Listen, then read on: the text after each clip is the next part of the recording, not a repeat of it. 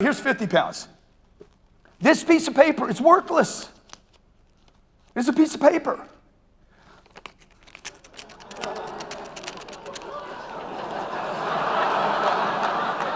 I'm giving you guys a finance class right now. Remember this, cash is trash. Cash is trash. Cash is trash. Before we get on with this video, make sure you subscribe to the channel, like this video. Okay, I want to give you a piece of data that changed my life. Now keep in mind, we did last year, not the real estate, $150 million in sales for my companies.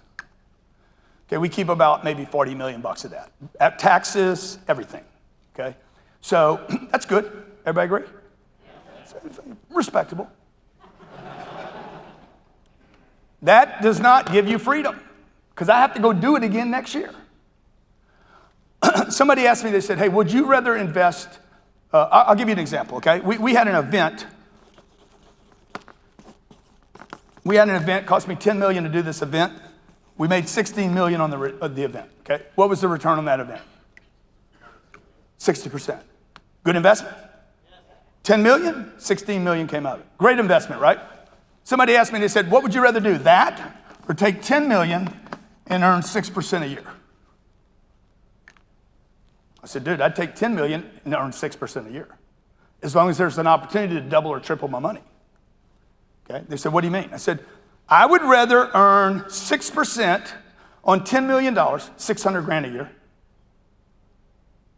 than make 6 million one time on $10 million. Okay? I'm gonna give you so many reasons to do this, but most people would not answer this question this way. Most people would say, dude, I'm taking my 60%. But the problem is you gotta do it again. Everybody agree?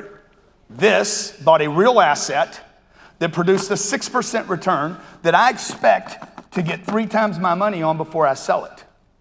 I won't even look at selling it until I get 3x. Okay? Somewhere between 2x and 3x is what I'm looking for to exit. And it's gonna seem complicated to you, but the reality is if you could just like dumb down, all this would be a lot easier for you.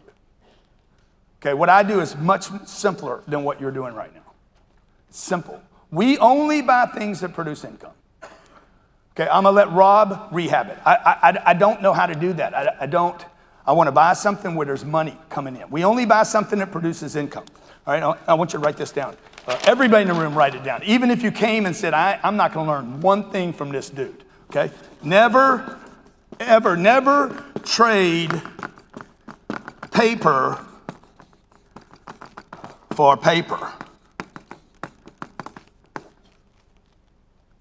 Never trade paper for paper.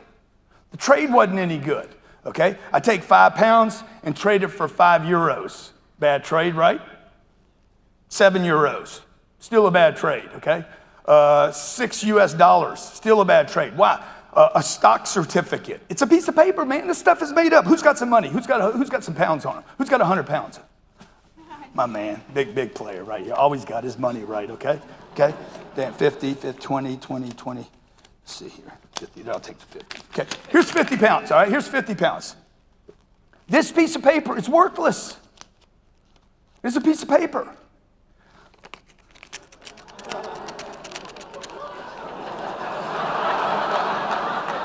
I'm giving you guys a finance class right now. How many finance majors here? I spent 5 years in accounting. They didn't teach me this. Money is a piece of paper. It's worthless. It's garbage. It's junk. It's made up. It's fiat. It was created out of some wizard.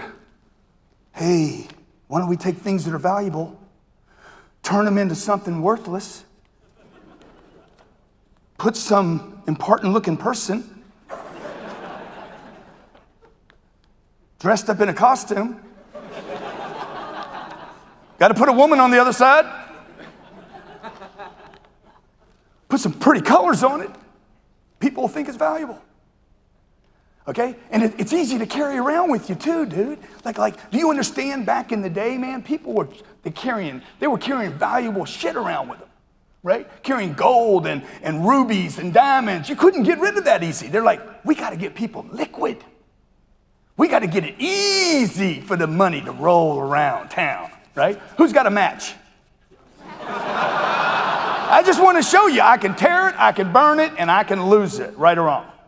I'm going to leave it right here. I guarantee if I leave it up here for a year and we come back a year from now, how many think it will not be here 1 year from now? Say 10x.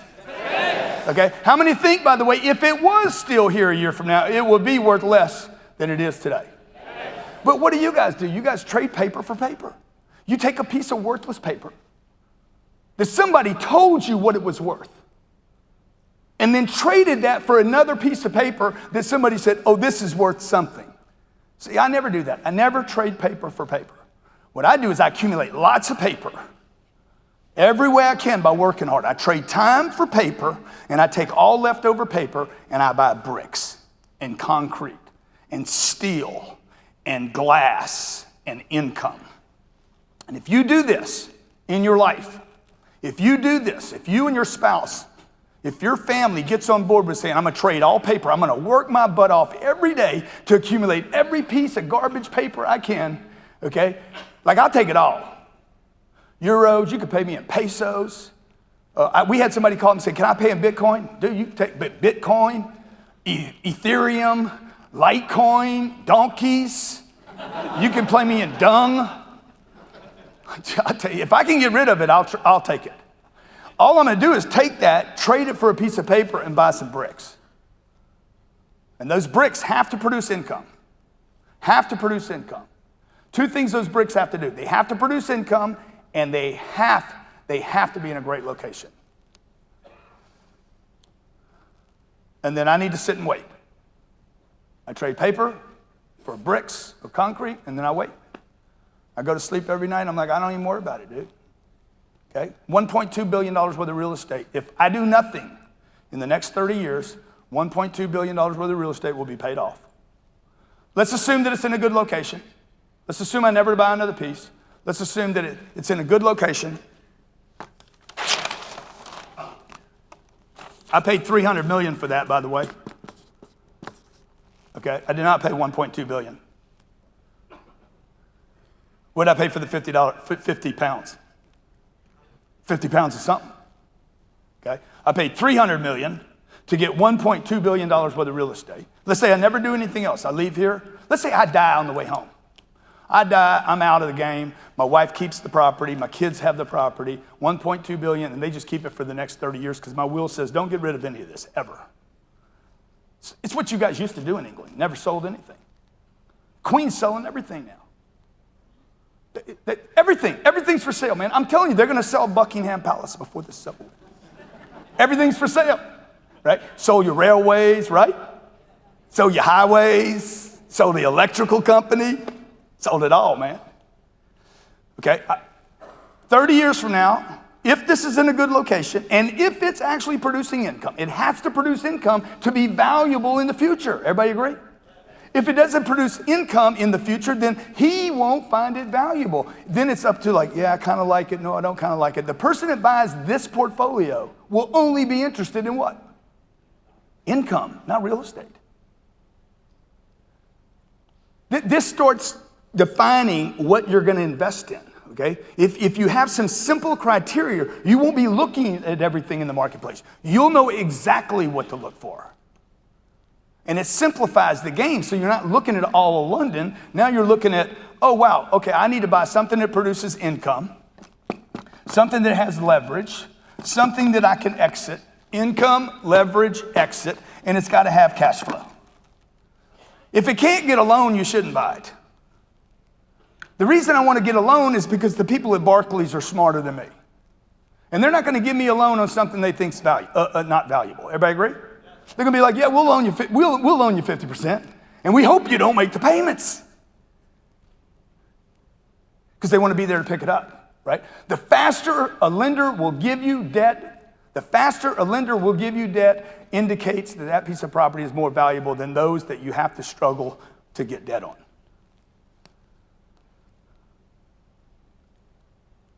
So, 30 years from now, I've been dead 30 years now. Properties are all paid for. What's this portfolio worth? Huh? $2 billion? 30 years from now? How old are you, sir? How old are you? No, good-looking rich dude. How old are you? 61. I'm 61 too, okay? So happy birthday. Ask him what that's gonna be worth in 30 years. He knows. You guys that are 30 years old, you don't know what anything's worth. You think a phone's valuable.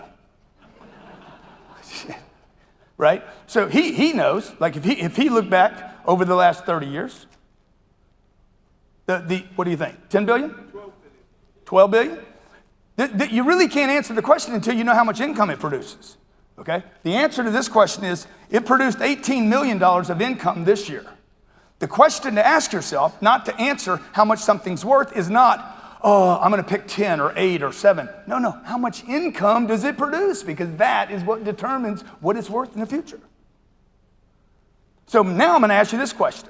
If it earns 18 million a year today, in the next 30 years, is there a chance it earns more than that? Again, it's got to have a great location. I forgot that. It's got to have a great location. It's got to have a great location today, 10 years from now, 20 years from now, and 30 years from now. Whatever produces the income on it needs to exist 30 years from now, okay? All right? Amazon is going to wipe out retail. It's going to wipe it out, okay? Movie theaters and entertainment malls are going to get hammered because of VR. Trust me. Okay? People are not going to go to the movies the way we went to the movies in the past. They're going to go to their movies at their house. In their apartment, where they're paying 3,000 pounds a month to live in a nice place. They're going to put their little VR set on, okay? They're not going to even have sex with themselves anymore, each other. They're going to be like, okay, I'm going into the movie, okay? And it's going to be safe sex. It's going to be freaking crazy, dude. It's going to be crazy. You're going to go to Titanic, the Titanic movie. They're going to do like 5 or 6 different endings. You get to be Leo. You get to be her. You can do that movie 5 or 6 different times by just being the characters and jump into the movie.